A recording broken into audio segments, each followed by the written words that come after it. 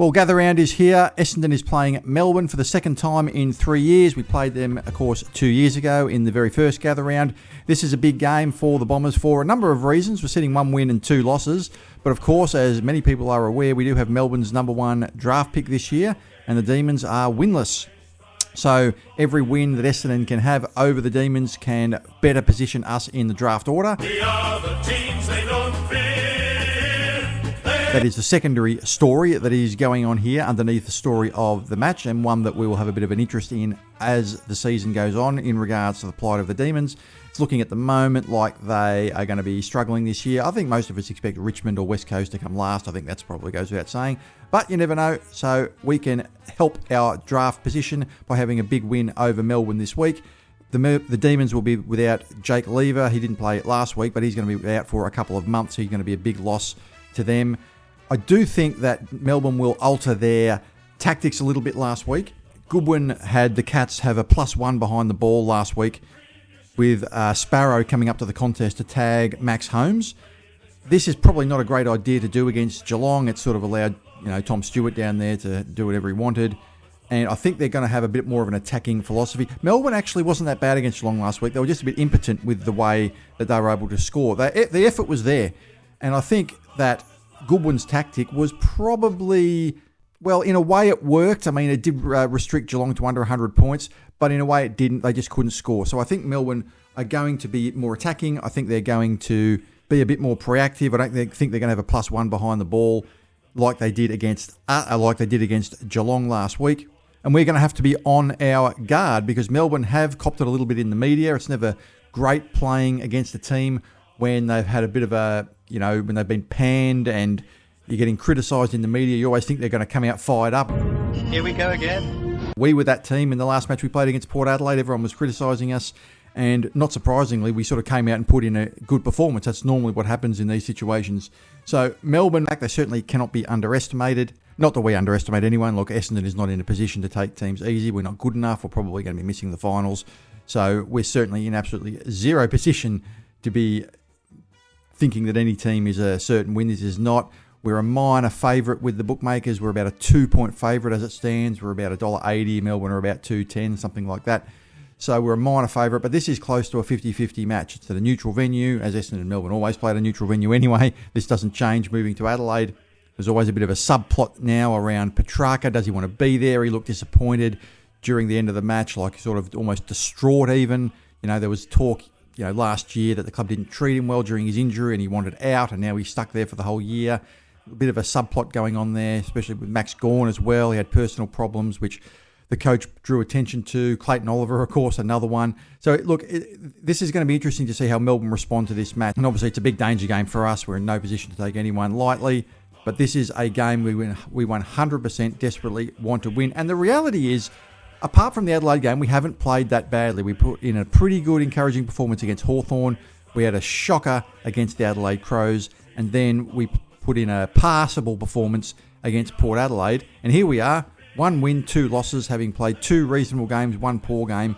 And now we have Melbourne in Gather Round. We're going to get into the match and the likely changes to the match, the changes to the team in regards to some of the injuries that we've picked up in this video. If you like this video, please consider subscribing to the channel. It helps the YouTube algorithm. It doesn't cost any money and it will ensure you never miss a video. I would really appreciate it if you could just hit that little subscribe button. So there are a lot of similarities between Essendon and Melbourne when you start to look at the numbers. One of the big problems I've pointed out in the first 3 weeks, specifically the first 2 weeks, was our inability to take marks inside 50. We only took 6 marks inside 50 against Hawthorn. They had 18. We only took 7 against the Adelaide Crows. They had 20. We improved that last week against Port Adelaide where we took a few more. But we're still sitting 15th in that stat, averaging only 8 per game. But guess what? Melbourne sits 17th in that stat, averaging only 7 per game, and they only had, I think, 5 marks inside 50 last week. So they're probably just as bad as us in that regard. We're sitting 6th for clearances with 40 per game. We're one of the best teams in the competition with that. Melbourne are last. They're the 18th ranked team for clearances, averaging 10 less with 30 a game. We average 15 centre clearances a game. Melbourne average 10. So this is an area that we can possibly get on top of them. You think of Melbourne as having a strong midfield, and you think of their 2 outstanding players, Petrarca and Oliver, and that's true. and Viney, I guess, is another one. But they do lack a little bit of depth in there once you get past their outstanding players. If you can stop their best 3 players, then you go a long way towards beating them in the team. They do have some promising youngsters. They drafted well. Lindsay was a good pickup for them, and some players like that. Van Rooyen, a good forward down there for them. But a lot of their good young players are still very, very young. And if you do stop their better players, really, it goes a long way towards winning the game. So whether we put a tag on one of Oliver or Petrarca will be interesting to see. I'm not quite sure what Scott's going to do. Certainly we're going to have to do something at stoppages. Last week or 2 weeks ago when we played Port Adelaide, we had a bit of a tag team tagging effort on Connor Rosey and kept him in the low 20s in the disposals. That was a pretty good effort. I think we're just going to keep an eye on both Petrarca and Oliver at the stoppages because really we just can't afford those players to beat us. They're their best players, and it's pretty obvious with Melbourne who their best players are and what you need to do to stop them. As for the changes to the team, well, I think we're going to go in with a pretty similar team to last week, except for the forced changes with injury. So obviously Tom Edwards, having done his ACL, will come out. Caldwell's out for a couple of weeks with a hamstring injury. I think it's pretty simple what they're going to do. They're not going to try to change a winning team too much. I think they're going to bring back Sartis and Perkins. I don't really think Scott will do anything other than that. He's a pretty conservative coach with the way that he selects his team. A potential change would be to maybe drop someone like Menzies or Pryor and bring in Setterfield. Setterfield would be a good, tough midfielder to go up against players like Petrarca and Oliver. I think that would actually be a good move. I don't think they'll do that, but that's probably something I'd do. I'd probably drop Menzies and bring Setterfield in. Setterfield was our best player in the reserves game or in the VFL game the other week. But I don't think that's what's going to happen. I think, given that we had a winning team, and look, Menzies did okay last week, played one of his better games, I think they're just going to bring in Sartis and Perkins for the forced changes of Caldwell and Tom Edwards. The weather looks like it's going to be pretty good over in Adelaide for pretty much the whole weekend, so I don't think weather will be a factor in the game. When we played Melbourne 2 years ago, it was kind of a wet day, and we had a good win over them. And of course, last year, we really, really struggled in the wet against Melbourne at the MCG. And I think Brad Scott was outcoached or made a few errors in that game. So because it's not a wet game, or it won't be a wet game on the weekend, maybe some of the tactics that were in that game won't present themselves. But it's worth noting anyway, that game last year, I don't know if you guys remember it, but all game we were just pumping the ball into the forward line. I reckon there would have been 16 to 18 players from both teams in our forward 50, and there was almost zero chance, or it appeared to be zero chance that anyone was going to take a mark. It's a bold strategy, Cotton. Let's see if it pays off for them. Or any sort of, cohesive bit of play that could lead to a goal. Melbourne, on the other hand, had a wide open forward line. I think they had no one in their 50 at all for large portions of the game. They kicked to space, they kicked to grass. I remember Pickett kicking a couple of goals where he was just the only one in there. They kicked over to space, let him run onto the ball, kicked the goal. I thought it was a much more efficient way to play in the wet. We were just kicking it into this wide, condensed forward line. I was sort of screaming, just push the players out of the 50. Oh, come on! I remember at least they took Peter Wright off the ground because, and subbed him off because there was no point having him on the ground in those conditions. But I was just screaming at the coaches saying, look, just at least have a bit of a more open forward line. Push some players out. Don't kick it into a forward line where there's 25,000 people in there.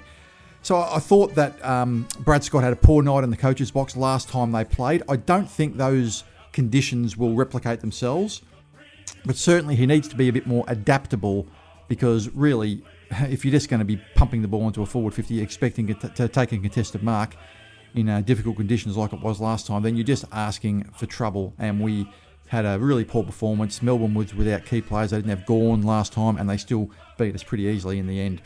But hopefully we've got fine conditions, and hopefully the coaching staff has learned a little bit from that game, and we can put in a pretty good performance, an encouraging performance against the Demons. Another variable in the match that will be interesting to look at, and I'll tell you after the match whether it hurt us or didn't hurt us, is the fact that we've had a 16-day break. This, of course, is getting close to 2.5 weeks because we played on the Thursday night prior to a Saturday game 2 weeks later. So we're talking about not just 2 weeks, but 2 weeks and a bit.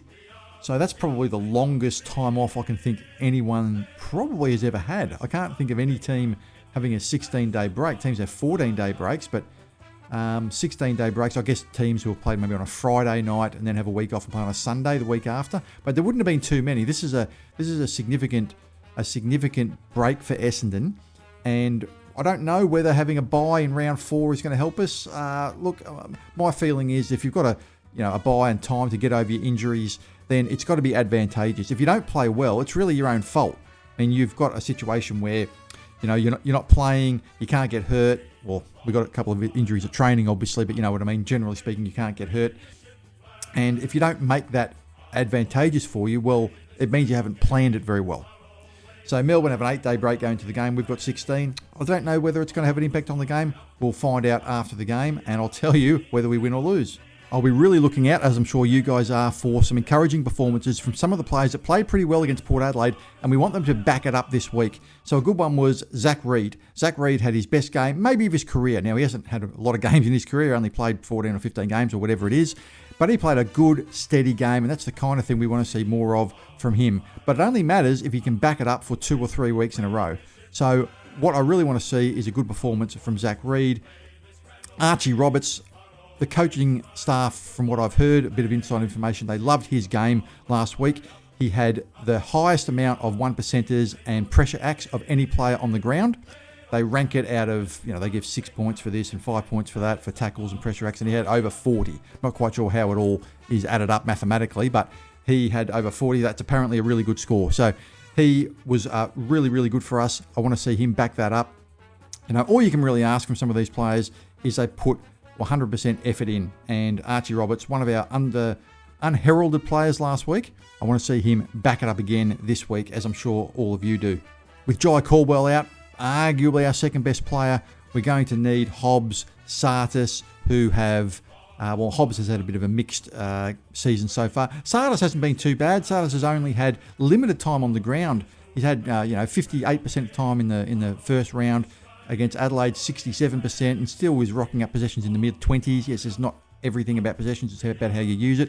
But he's been able to find the ball, despite only playing sort of 2/3 of the game and spending a lot of time on the bench. I'm not quite sure why he's spending so much time on the bench and why he's only having 67% game time. Maybe this is a managed thing. Maybe they're taking into account his fitness. But with Caldwell out of the team for at least the next couple of weeks, Sartis is going to have to step up and really, really push himself forward in that midfield. He's had a good pre-season, and there's no reason to suggest that he can't handle it against Melbourne. I think he does belong at the level, and I think he's proven that he can make it.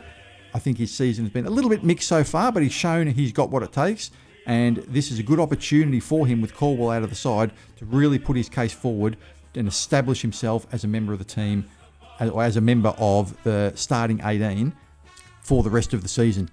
My prediction, I am tipping Essendon in a close one. I'm going to tip us by 10 points. We have a lot of incentive to win this one. Obviously, we haven't played too badly this year, apart from the Adelaide game. We've got a 16-day break, couple of key outs. Caldwell in particular, obviously, is irreplaceable. We're really going to miss him for a couple of weeks. Hopefully, he's back for Anzac Day. That'll be borderline, but that's what we're all hoping. I think we can get over the line against Melbourne. Melbourne are really struggling. We're going to have to be wary of them. They're going to be keen to bounce back. But the fact that we are double incentivised, obviously we really want Melbourne to finish as far low down in the draft order as possible. We currently have picks 2 and 5 as it stands. So this is actually a really important game for us. I think we can get over the line. I think it's going to be a close one. My tip is the Bombers by 10 points. So what does everybody think? Leave a message in the comments. Who do you think is going to win the game? What do you think the changes will be for the match? Who do you think should come in and out of the team? Obviously, there has to be at least 2 changes to the team because of Edwards and Caldwell coming out. So leave a message in the comments who you think the changes to the team should be or might be. What would you do if you were the coach? And what are your predictions in this game? I'm tipping Essendon in a narrow win.